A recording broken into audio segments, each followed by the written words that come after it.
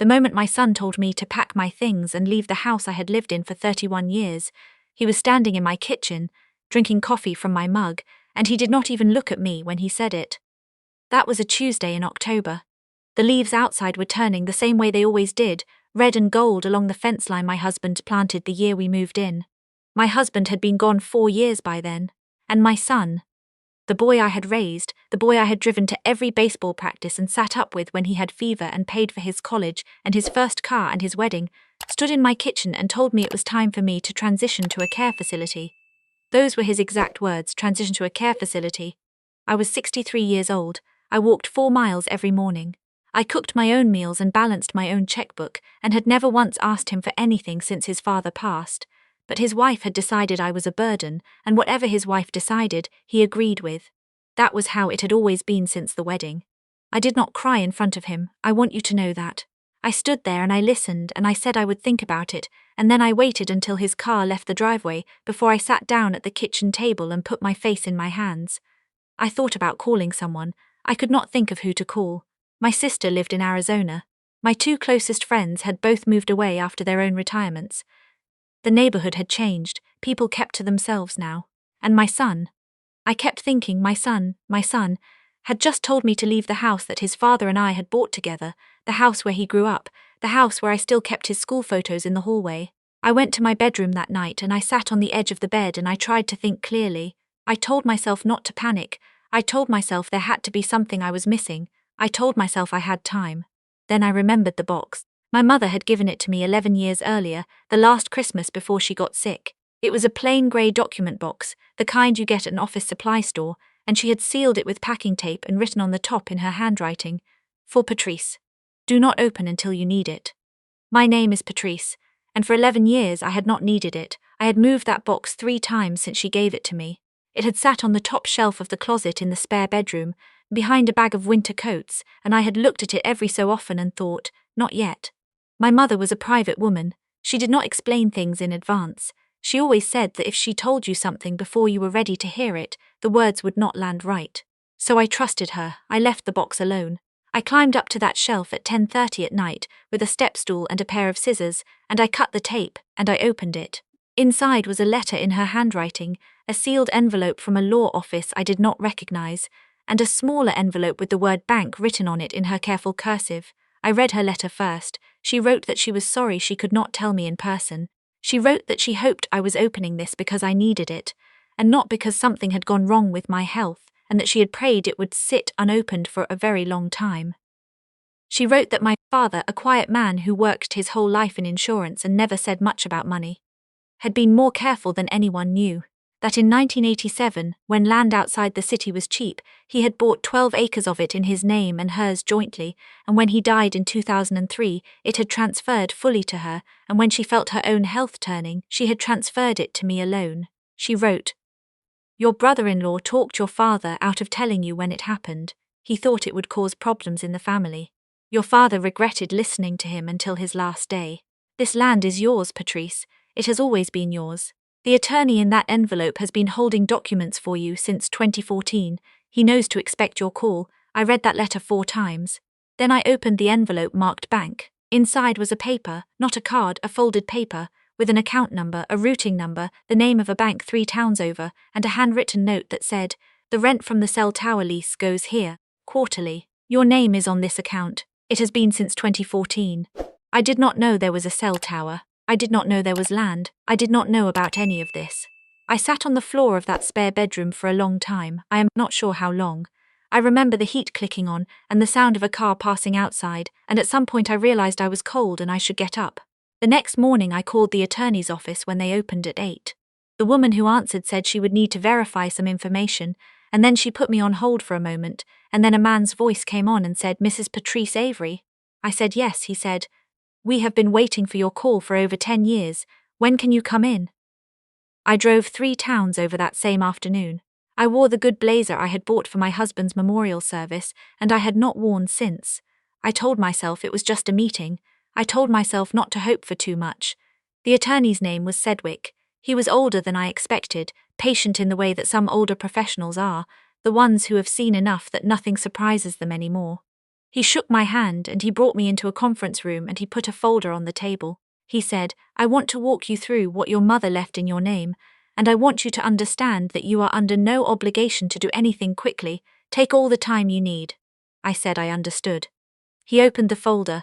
The 12 acres my father had bought in 1987 were now worth considerably more than 12 acres of farmland outside the city, because the city had grown, and 3 of those acres were now leased to a telecommunications company for a cell tower. The lease renewed automatically, it paid quarterly, it had been paying into my account, in my name, since July of 2014. He turned the page and showed me the account balance. I stared at it. I said, "I'm sorry, say that number out loud for me." He said it out loud. I looked at the window. There were pigeons on the ledge outside, ordinary grey pigeons, just sitting there, and I thought, those are just birds on a window ledge, this is just a room, that is just a number on a page, and somehow I needed all of that ordinariness around me to make the number feel real. I said, "This has been mine the whole time." He said, "Since 2014, yes. Your mother was very clear in her instructions. She wanted the account to grow. She wanted you to have something that was entirely your own." I thought about the kitchen that Tuesday morning, my son's voice, transition to a care facility, the coffee mug. I said, "What about the land itself? Is it sellable?" He said that was entirely my decision. He said there were 3 developers who had expressed interest over the years. One of them had sent an inquiry as recently as last spring. He could reach out to them if I wanted, or I could lease it, or hold it, or build on it. It was mine, all of it, everything about it was mine. I drove home slowly. I did not trust myself to drive fast. I kept my hands at 10 and 2 and I kept the radio off and I thought about my mother. I thought about her in the last years, when she moved into the smaller apartment and she sold off most of what she and my father had accumulated, and how I had assumed that meant there was not much left. I had assumed. I had never asked. She was the kind of woman you did not ask, and I thought about my father. Quiet, steady, sitting in his chair in the evenings with the newspaper, never talking about money except to say that a person should always have something set aside, something that was theirs alone. I had thought he meant a savings account. He meant land. I did not call my son that night. I thought about it, but I did not. Instead, I called an estate attorney I had used years ago for my own will, a woman I trusted, and I told her what I had found and what my son had said, and I asked her what my options were. She said, "Patrice, you don't have to go anywhere." I said I knew that now. She said, "Do you want to talk about the house?" I said yes. What I had not known, what I had never thought to look into in the years since my husband passed, was that when we bought the house, my husband had put it in both our names with right of survivorship, which meant it passed to me when he died, which meant it was mine, which meant my son had no legal right to ask me to leave, none at all. He had told me to vacate a house he had no claim to. My attorney said it gently. She said, "He may not have known, he may have assumed spend. People make assumptions about these things." I said he didn't ask, he just told me. She said, "Yes." There was a pause and then she said, "What would you like to do?" I thought about that for a long time. What I wanted was not revenge exactly. I want to be honest about that. I am 63 years old and I have lived long enough to know that revenge as a goal will hollow you out. What I wanted was for my son to understand what he had done. Not the legal error, the other thing. The standing in my kitchen without looking at me, the tone, the assumption that I was already done, already finished, already someone to be managed and moved and settled somewhere quiet where I wouldn't be in the way. I wanted him to see me clearly, that's what I wanted. I called my son the following Friday morning. I asked if he and his wife could come over Saturday. I said I had something I needed to discuss with them both. He said sure, and I could hear in his voice that he thought I was calling to talk about the care facilities he had researched, and I let him think that. They arrived at 1 in the afternoon. His wife brought a folder. I noticed that. She had printed things out and brought them in a folder. She sat down at my kitchen table and she placed that folder on the table and she looked at me with an expression I can only describe as organized. She had a plan. She was ready to walk me through it. I let them sit. I offered coffee. I got them the coffee and I sat down across from them and I folded my hands on the table. I said, "Before we start, I want to ask you something. When you told me I needed to leave this house, did you look up whose name it was in?" My son looked at his wife. She looked at me. He said, "Mom, that's not really. This is about what's best for." I said, "Did you look it up? This house is mine. It was left to me. When your father passed, you have no legal standing to ask me to leave it." I spoke with an attorney. His wife started to say something and I held up one hand. Not angry, just clear. I said, "I'm not finished. I told them about my mother's box. I did not tell them the number, but I told them about the land and the lease and the account and the attorney in the next town who had been holding documents in my name for over a decade while I sat here and thought I had nothing. I said, "Your father worked his whole life. My parents worked their whole lives. And the thing I've learned from all of them, the thing I am only now understanding, is that a woman needs something that is entirely her own. Not shared, not dependent on anyone else's decision." Hers, my son, was very quiet. He had set down his coffee. His wife closed the folder. I said, "I'm not asking you to leave, and I'm not leaving. But I want you to understand what you asked me to do, and what it felt like." He said quietly, "Mom, I didn't know about any of that." I said, "I know you didn't, but you also didn't ask. You just decided." There was a long silence. Outside, a bird was moving through the yard, the way birds do, quick and purposeful and completely indifferent to whatever was happening on the other side of the glass. His wife said, in a voice that was smaller than I had ever heard from her, "We were worried about you being alone," I said. "Then ask me. Come over, call, have dinner. That is what family does. You don't hand your mother a pamphlet and tell her to go." She looked down. My son looked at his hands. I did not feel triumphant. I want to say that clearly. I felt tired and a little sad, and also something else, something that took me a few days to name. I think the word is solid. I felt solid, like I was standing on actual ground for the first time in years and the ground was mine. In the weeks that followed, I met with the developers who were interested in the land. I did not rush. I asked questions. I had my attorney review everything.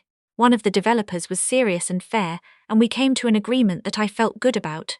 A long-term lease arrangement that kept the land in my name while generating income. My attorney said it was a good deal. I trusted her.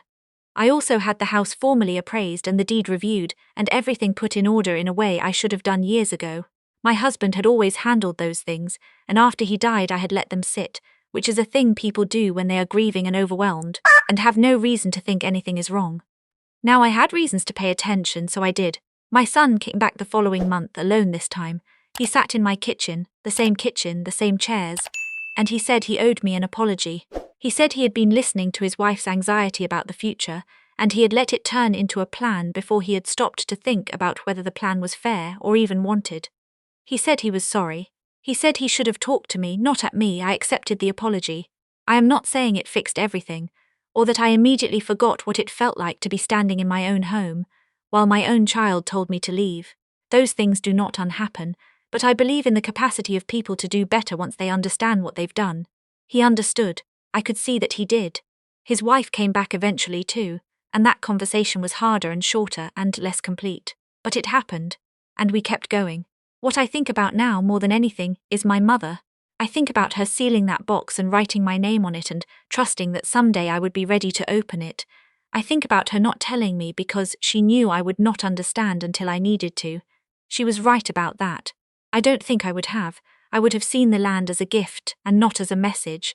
The message was, you are more than you know, you have more than you think, and when the moment comes that you need to stand on something solid, it will be there, because someone who loved you put it there, and they did not make a noise about it, they just did it quietly, the way real love often works. I had the box resealed after I removed the documents. I put it back on the shelf. It is empty now, but I keep it because it is the last thing she gave me in her handwriting, for Patrice. Do not open until you need it. I needed it, and it was there. And I am still here in my house on my ground and I am not going anywhere.